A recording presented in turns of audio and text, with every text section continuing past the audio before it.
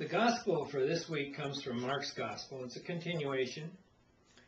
And one of the really straightforward questions that Jesus asked his disciples is, who do people say that I am?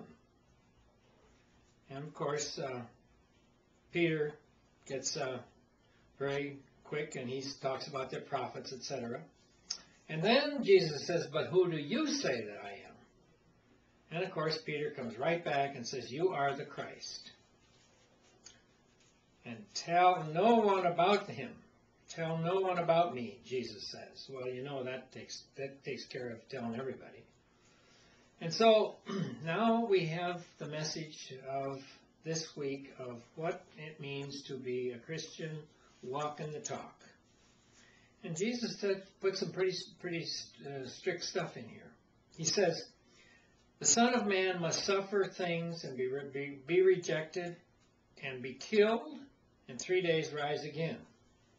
And of course that really shook up the disciples. They were upset about that, and they didn't like that very much. But then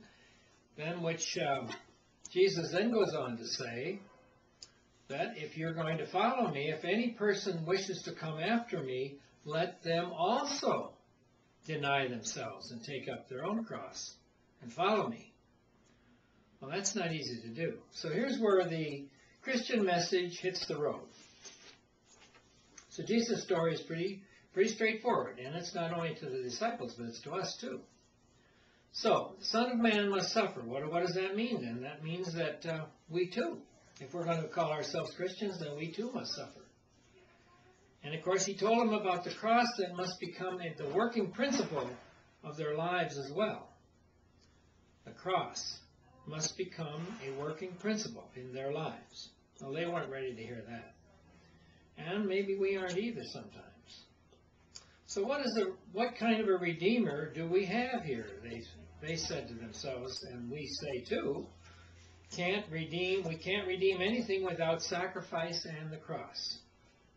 So in this world, there are two kinds of living.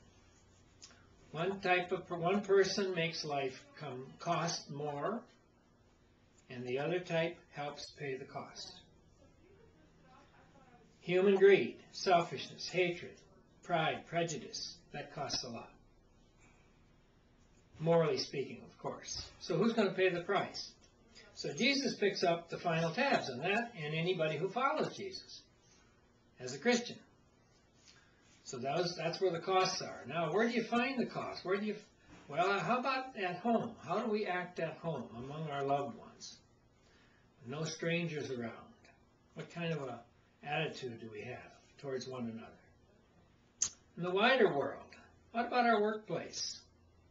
What kind of costs do we provide and do we drop in the area where we work? And who picks up the tab? How about the church? Are we in the church for what we can get out of the church or what we can give to the church? Somebody has to pay the cost if there is a cost.